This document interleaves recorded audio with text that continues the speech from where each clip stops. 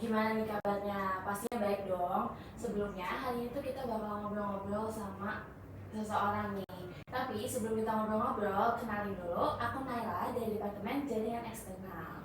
Aku Faiza dari Departemen Jaringan Eksternal. Oke, jadi pada video kali ini kita akan ngobrol-ngobrol nih tentang edukasi kehumasan bersama Kak Bram. Oke, boleh Kak Bram kenalan.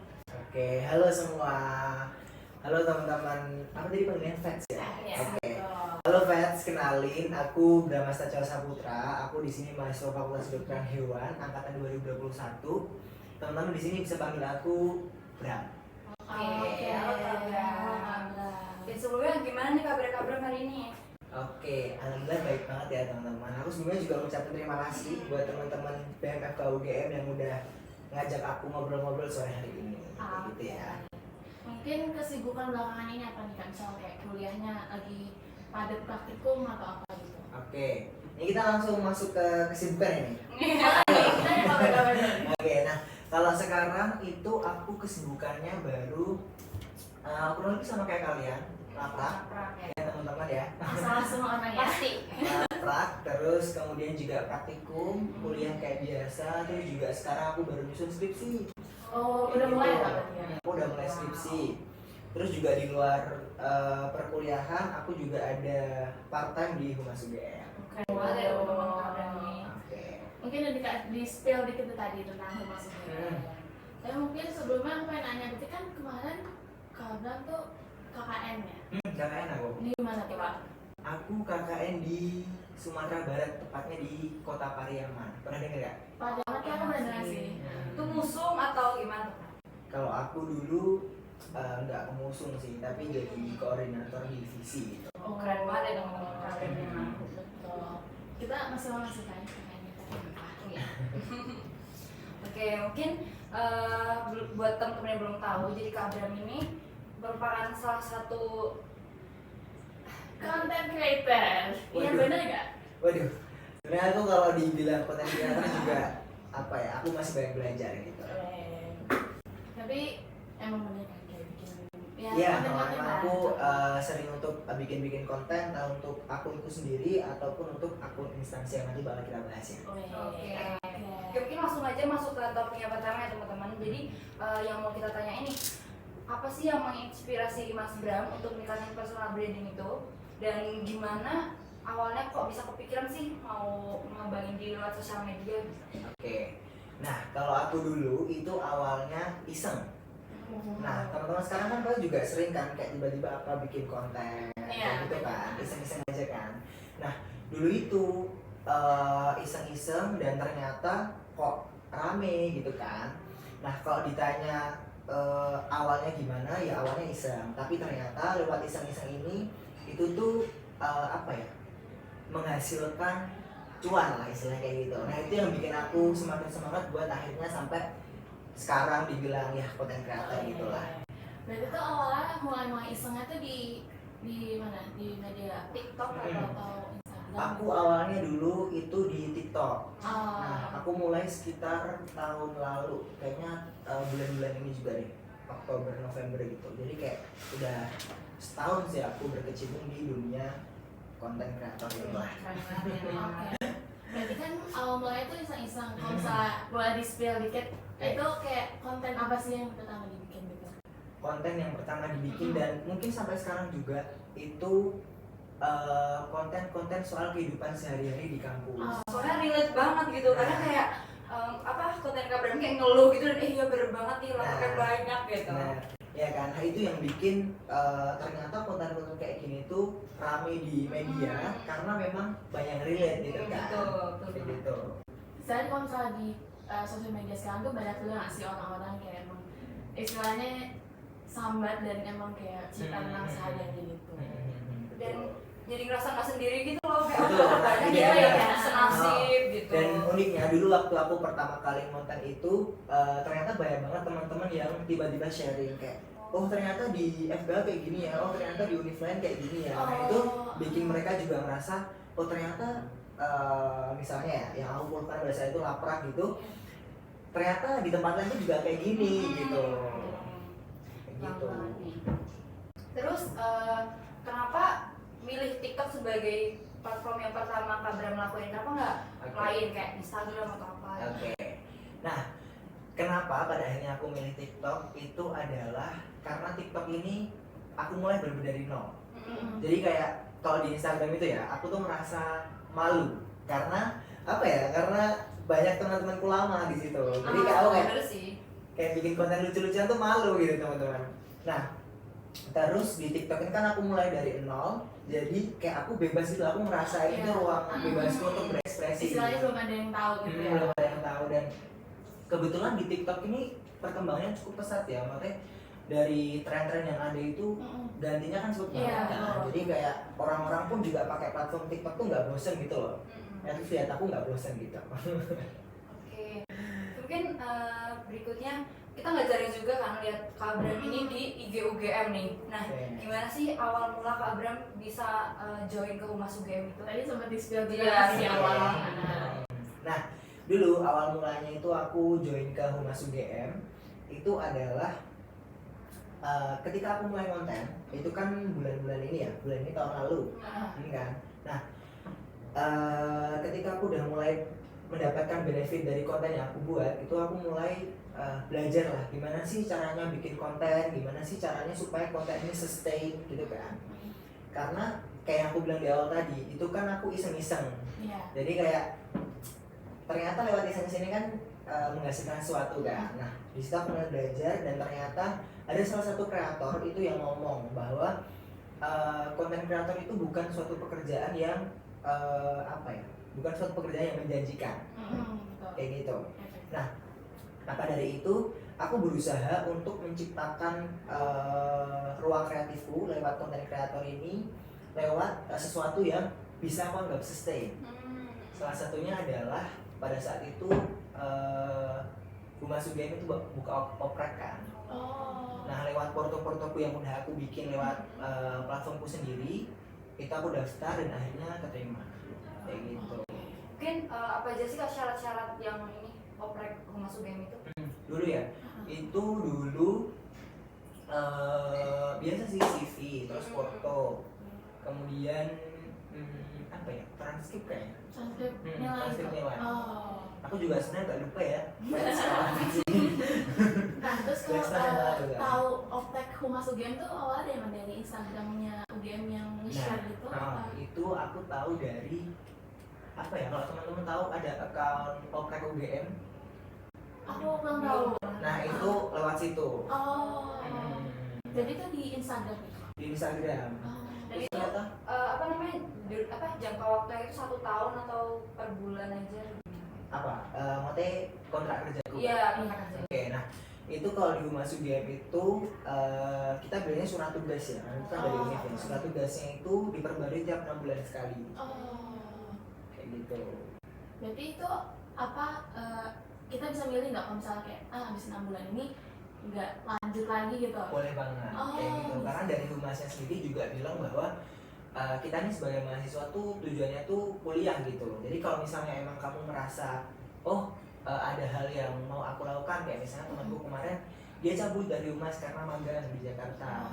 Nah, itu dari Humas juga terbuka aja. Berarti fleksibel banget ya? Fleksibel banget. Masih ikutin kayak dan akademik atau apa? Terus selama 6 bulan itu ada berapa anggota Kak? Dulu itu aku cuma berdua sama dikit ya, anakku. Terus tapi kan kalau di Humas itu nggak cuma ada, jadi ada 3 apa ya namanya, sub unit gitu. Itu ada pemberitaan, kemudian ada protokol, sama ada satunya humas. Nah, karena aku di sini konten kreator kan, at least memberitakan gitu kan. Jadi aku di sini masuk ke pemberitaan. Nah, di pemberitaan ini cuma ada 2 anak part time. Tapi kalau di protokol di humas itu ada anak part time yang lain. Jadi sebutnya tuh part time gitu ya?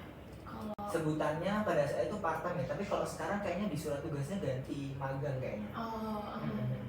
Nah, mau nanya nih, kalau misalnya kan kayak surat tugas gitu, itu kayak ada misalnya target bikin konten apa atau yang dikenalin tuh harus apa gitu, ada nggak? Oke, itu pastinya ada ya. Kalau di dunia profesional kan kita ada yang namanya KPI atau Key Performance Index. Jadi kayak tiap minggu itu aku diminta untuk membuat berapa konten. Nah, sekarang itu rata-ratanya aku diminta untuk membuat 2 konten tiap minggu. Tiap minggu. Jadi itu mulai dari proses produksi sampai editing sampai upload sampai pokoknya setelah kita ngupload itu nanti kita bakal ngadmin juga, balas-balas komen kayak gitu. Nah itu pokoknya dari awal sampai akhir itu 2 konten. Tapi nggak terbatas itu aja. Jadi kadang-kadang itu karena kita instansi, jadi badan publik juga. Jadi kita seringkali diminta untuk ngasih informasi ke masyarakat yang sifatnya itu urgent. Jadi kayak misalnya Bu Rektor minta kita bikin video soal sampah atau yang lain. Kalau misalnya ada kayak mungkin kejadian-kejadian sesuatu gitu. Betul. Tapi itu talentnya bisa dari anak keluarga masing-masing. Talentnya overall sih dari teman-teman humas ya, meskipun dari misalnya nanti dia dari protokoler atau dari humas itu. Karena sebenarnya kalau cuma berdua itu agak susah ya. Iya, betul. Karena kadang-kadang di video kan kita harus interaksi sama orang Iya. gitu kan. Kayak gitu. Oke, mungkin dari kesibukannya Kak Bram ini pasti pernah dong merasa kayak jenuh atau bingung nih ide konten ide apa apa lagi ya. ya. Nah, itu cara Kak Bram untuk mengatasinya gimana? Oke. Cara untuk mengatasinya adalah break dulu. Jadi kadang-kadang tuh ya, mungkin teman-teman juga merasain bahwa sosial media itu sangat arusnya sangat deras. Jadi kadang-kadang tuh kita kayak merasa bahwa kita refreshing lewat sosial media, tapi padahal nyatanya sosial media itu bikin kita tuh drying karena terlalu banyak menerima informasi. Iya, kayak overwhelm lah Iya, istilahnya. Nah kadang-kadang tuh yang sekarang Gen Z nggak sadari itu kayak gitu, kayak mereka merasa mereka istirahat tapi mereka scroll sosmed. Itu kan malah mereka dapat informasi yang pada akhirnya bikin mereka capek. bikin capek, nggak istirahat kayak gitu. Karena kebiasaan sekali-sekali juga pengen ya bikin capek gitu. Ya, kadang karena di sosial media tuh kita ngeliat kayak orang keren jadi kayak, duh aku belum apa-apa Iya, ya gitu. Tapi kayak gitu, Iya. itu kan bikin malah makin capek. Iya. Ya. Membandingkan diri gitu masih. Makanya mending kalau misalnya teman-teman ngerasa terutama teman-teman yang ada di dunia sosial media dan content creator tuh kalau ngerasa jenuh, saranku adalah berhenti dulu sosial medianya karena itu yang nggak kita sadari bikin kita capek. Berarti ambil social media break dulu ya, kayak social media seminggu break. atau berapa Betul, bulan. betul. Terus kan tadi awal mulanya tuh iseng-iseng ya, terus makin lama makin kayak sadar kayak oh ada nih audiensnya gitu. Nah awalnya tuh bingung nggak sih setelah misalnya udah ada audiens, tapi bingung mau pembawaan dirinya tuh mau tetap kayak gitu atau kayak branding yang lain gitu. Nah dari awal memang aku ini iseng-iseng. Terus pada akhirnya aku belajar bahwa kalau kita bikin konten di sosial media itu kita harus punya niche yang jelas. Niche itu kayak target audience gitu loh. Nah sampai sekarang target audiensku adalah mahasiswa dan aku juga memperkenalkan diriku sebagai mahasiswa FKH kayak gitu. Jadi sampai sekarang pun aku membuat konten orang-orang taunya bahwa aku ini mahasiswa FKH kayak gitu. Terus dari konten-konten Kak Bram ini pernah nggak sih Kak kayak di real life kayak di judge gitu sama orang langsung kayak apa sih konten kamu kok gini-gini terus atau gimana? Atau mungkin di just dari di sosial media kan juga kadang Iya, komen-komennya komen-komennya gitu. nggak ketolong ya. Itu pernah banget. Jadi ini salah satu pengalaman yang buat aku belajar banget. Jadi dulu itu aku sempet, tapi ini boleh nggak ya? Nanti kalau misalnya agak sensitif di Kita kita. Jadi dulu itu aku pernah bikin nulis opiniku di TikTok soal laporan tulis tangan. Jadi kayak aku nggak setuju banget ya teman-teman. Tulis tangan. Nah itu dan rame banget dan ternyata banyak banget yang real gitu. Nah ternyata konten itu sampai ke Aslab. Aslab yang disinggung itu atau enggak? Sebenarnya aku nggak menyinggung departemen nggak langsung Aslab nyebut ya. ya. Tapi kayak selalu ada orang yang ngomong bahwa itu loh bilang kamu dibahin di lab sana kayak gitu. Karena aku mengangkat topik soal laporan tulis tangan ini kayak gitu. Nah itu tapi usut punya usut ternyata aku juga ngelakuin kesalahan minor yang mana di salah satu departemen ini itu nggak mengizinkan fotonya itu tersebar. Foto praktikum. Foto apa ya? Foto yang kita ambil di praktikum itu kesebar gitu. Nah, tapi ternyata pada saat itu aku pun nggak sadar ya kalau di situ ada foto yang ternyata nggak boleh, dan itu sampai ke Asep dan jadi omongan kayak gitu. Oke Kak Bram, jadi aku mau nanya nih, kan kalau misalnya di sosial media gitu kan banyak orang yang suka ninggalin komen yang kurang enakin hati. Nah, kalau Kak Bram sendiri tuh nanggepin dan perasaannya gimana sih kalau misalnya ada kayak hate comment gitu? Oke, nah itu juga salah satu concern aku dulu ketika awal main sosial media. Nah, dulu itu aku merasa bahwa hate comment ini apa ya, adalah sesuatu yang harus aku pikirin gitu. Dan bahkan aku dulu sampai ngerasa bahwa apa ya yang diomongin aku ini, Jadi apa yang kepikirannya. ya kayak gitu. Nah, tapi ternyata setelah aku setahun main sosial media ini, aku sadar bahwa sosial media itu adalah salah satu platform yang sangat luas gitu. Jadi kayak samudra gitu, kita bisa ketemu ikan yang besar, ikan yang kecil, dengan berbagai opini pun yang berbeda-beda juga. Jadi kayak apa ya, kita tuh nggak bisa menjadikan sosial media itu kehidupan nyata kita lah istilahnya. Karena kayak kalau di sosial media itu orang bisa ngomong sembarangan. Iya, betul banget. Ngomong apa aja tuh bisa gitu, dan itu adalah sesuatu yang eksternal. Jadi bukan sesuatu yang harus kita pikirkan karena itu di luar kontrol kita. Kayak gitu. Berarti kalau misalnya kayak ada komen-komen kayak gitu tuh kita juga nggak bisa jadiin itu acuan Betul. kontra yang kita bikin, yang kita buat itu salah atau benar gitu ya Kak. Betul. Nah, tapi dulu aku juga ada pengalaman soal hate comment kayak gini. Jadi dulu itu ini terutama di Humas UGM ya. Iya. Karena kan di situ kan membawa instansi yang sangat besar ya. Followersnya 1,4 juta. UGM nih guys. Agak kalau salah dikit langsung tuh di Twitter dan Suka rame ya, Pak. suka rame. Nah, itu adalah salah satu contoh komen-komen hate yang perlu kita pertimbangkan. Jadi bedanya kalau di platform kita sendiri itu kayak, oh itu kan untuk kita ya. Tapi sedangkan kalau di platform UGM itu kita jatuhnya badan publik yang mana banyaknya opini yang masuk itu artinya adalah saran untuk kita sebagai badan publik. Jadi kayak misalnya dulu itu kami ada mengunggah konten terkait baju adat. Nah ternyata di situ ada baju adat yang di mata masyarakat ini nggak sesuai. Jadi pada akhirnya konten itu di take down. Kayak mungkin gitu. properti atau apa kayaknya sesuai. Yang nggak sesuai itu adalah mungkin orang-orang merasa baju seperti ini itu normal, tapi di sosial media baju seperti itu kurang normal gitu loh. Kayak gitu, bisa ada bayangan kan ya? Ada. Kayak gitu. Nah makanya kalau itu di platformku sendiri aku nggak masalah gitu, tapi karena ini ada di platform UGM, platform badan publik, jadi ya mau nggak mau kita take down kayak gitu. Berarti kita filter juga ya, mungkin yang bisa jadi saran. Betul kan banget. kadang tetap ada juga yang memang cuma tujuannya buat kayak nge-hate gitu Iya, ya. kita harus filter teman-teman. Oke, mungkin apa sih Kak kesalahan-kesalahan Kak Abram atau mungkin kesalahan orang-orang yang sering dilakuin ketika mulai mau membangun personal branding? Oke, kesalahannya itu ini based on my experience ya. Itu mungkin buat teman-teman di sini itu yang sekiranya mau mulai untuk membangun personal branding on social media, itu yang paling sering terjadi adalah teman-teman itu terlalu mengekspos kehidupan privasi teman-teman.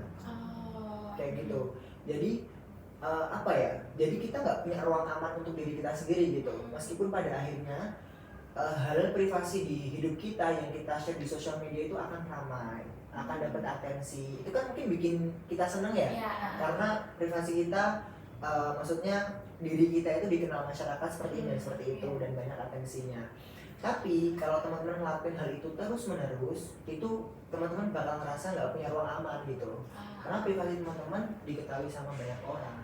Gak enak juga ya, berarti jadi orang terkenal itu juga baik minusnya. Karena terasa terancam gitu. Kayak gitu, bahkan aku pun ya gak bikin konten yang gimana-gimana, ini tetap ada aja orang-orang yang ngechat yang kurang enak gitu.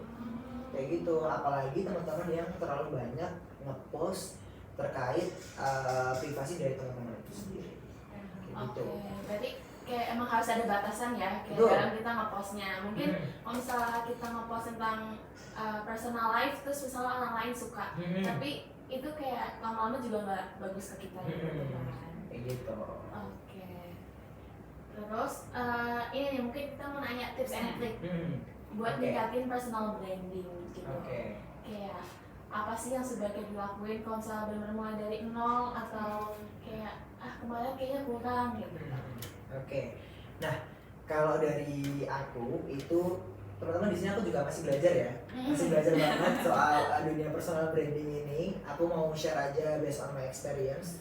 Itu yang pertama itu kalau teman-teman mau mulai untuk personal branding itu carilah target dan karakter yang teman-teman punya. Kayak misalnya nih, aku dulu mulai konten itu dengan personaku yang seorang mahasiswa, banyak tugas, pusing kayak gitu. Nah itu salah satu persona yang nantinya teman-teman akan diingat sama orang-orang di sosial media kayak gitu. Nah terus juga teman-teman juga harus punya target audience atau niche. Nah ini yang sering teman-teman tuh juga lupa, bahwa teman-teman tuh bikin personal branding tapi di sosial media teman-teman kadang-kadang bahas makanan, kadang-kadang bahas tugas, kadang-kadang bahas olahraga. Itu kan kayak ada kurang nyambung ya, gitu ya. kayak gaduh-gaduh gitu loh. Jadi orang-orang juga gimana ya, bingung juga gitu. Kunci harus sejalur gitu kan.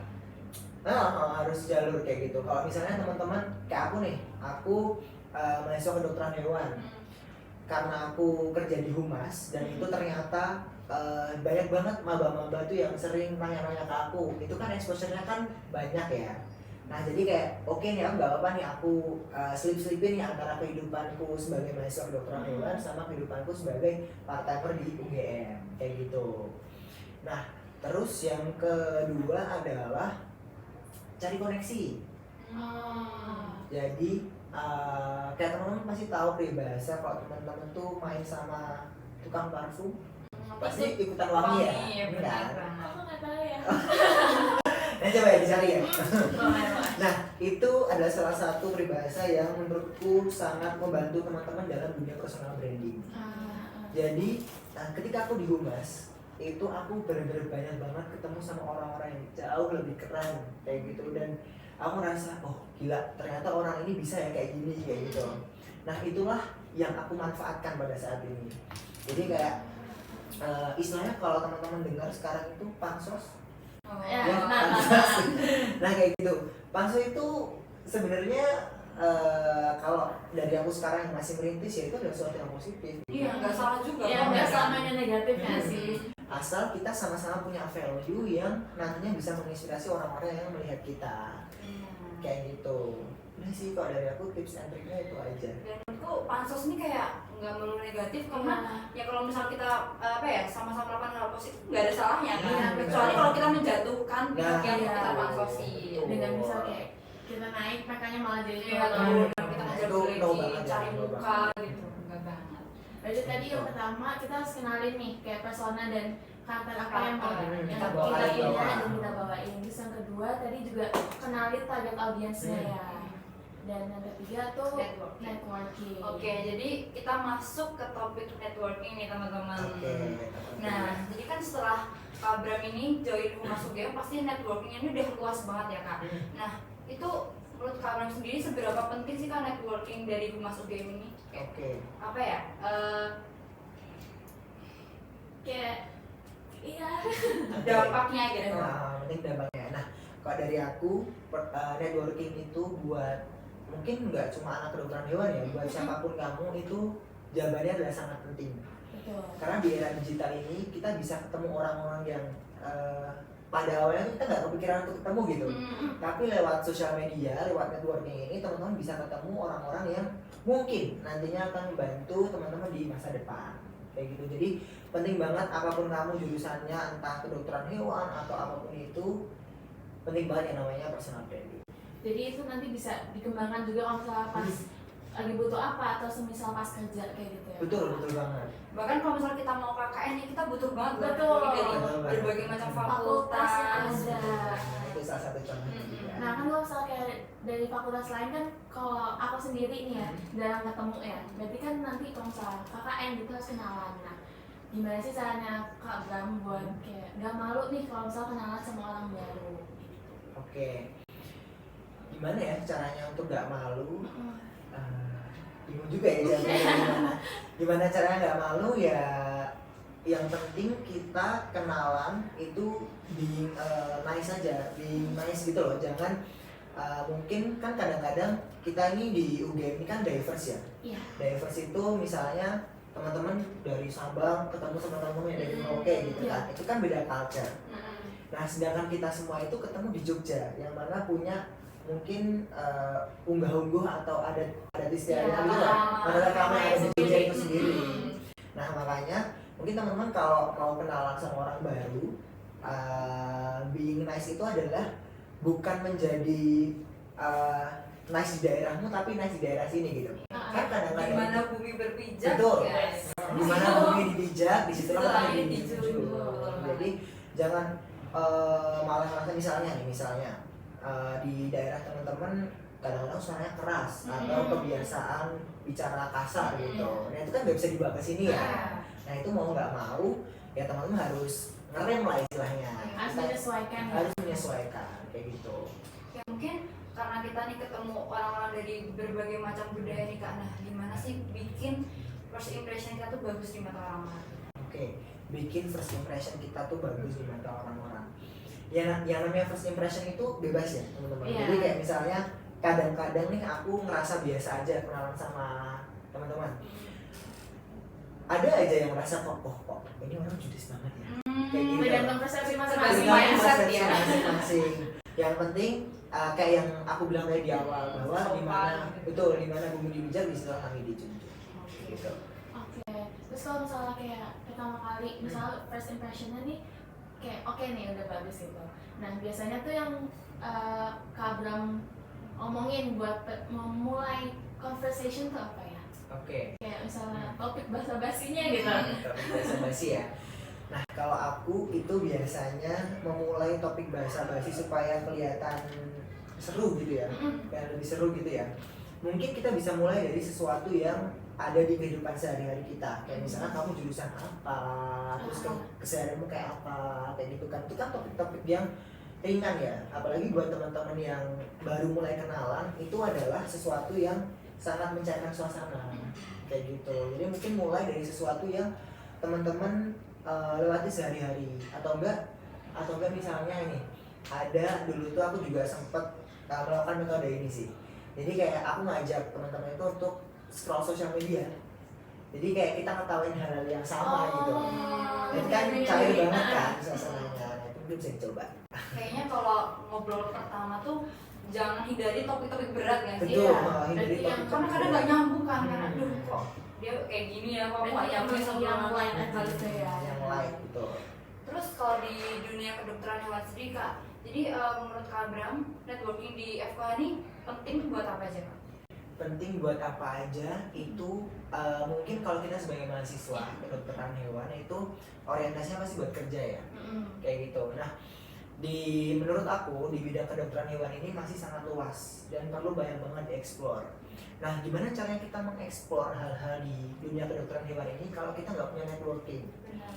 Kan teman-teman tahu, mungkin teman-teman tahu konsep One Health yang mana itu dari berbagai apa ya sudut pandang jurusan dari berbagai latar belakang gitu lah, latar belakang keilmuan. Nah itu kan kita perlu di sana, kita perlu networking juga kan. Jadi untuk teman-teman kedokteran hewan itu penting banget karena di sini di dunia kerja itu kita masih perlu banyak banget explore kayak gitu. Oke. Nah untuk selanjutnya nih kan Kak Abram nih aktif sosial media kan. Nah, gimana sih cara Kak Abram tuh manfaatin si sosial media ini, mungkin TikTok kalau misalnya Kak Abram sering buat mengembangkan, meluaskan networking kayak gitu. Gimana caranya dengan si TikTok ini networking Kak Abram tuh makin luas gitu. Oke. Nah, kalau dari pengalaman gue ya, itu dulu itu banyak banget teman-teman yang pada akhirnya relate sama konten-konten yang aku buat. Itu kita jadi cerita lewat ini DM.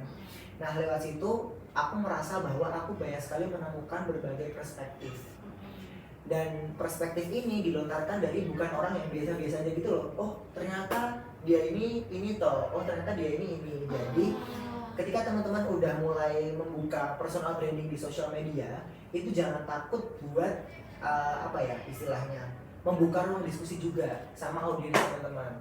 Kayak gitu, karena disitulah teman-teman nanti akan menemukan sesuatu yang teman-teman nggak temukan sebelumnya. Kayak gitu. Mungkin selama Kak Bram ini membangun personal branding dan networking itu tadi, pernah nggak sih Kak dapat momen atau dapat job yang kayak sebelumnya nggak bakal Kak Bram dapetin kalau nggak kenal sama orang itu gitu? Oke. Kalau momen itu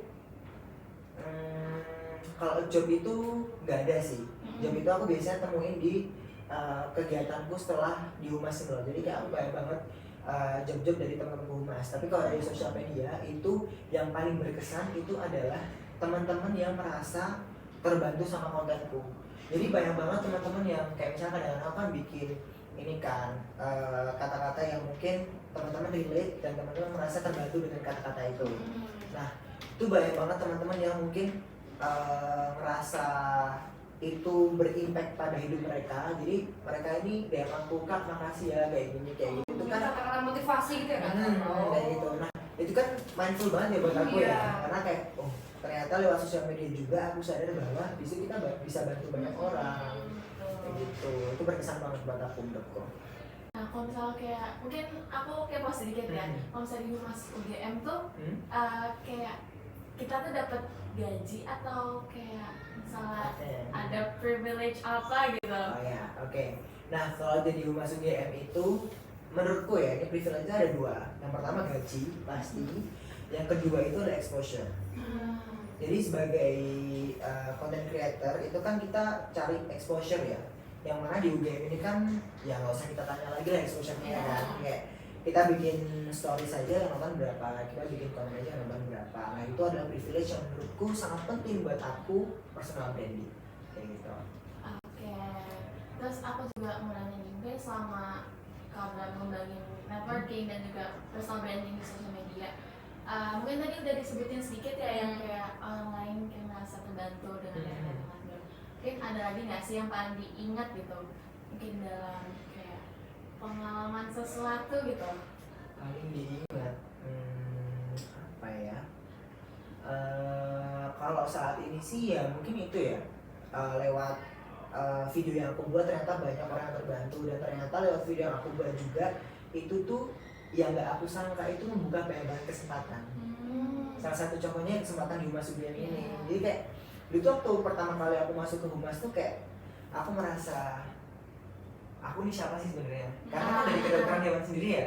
Padahal di sana tuh teman-teman dari sosum, dari ilkom, dari dari sosum banyak ya berarti. Banyak banget. Jadi aku merasa bahwa emang bisa ya. Nih beda.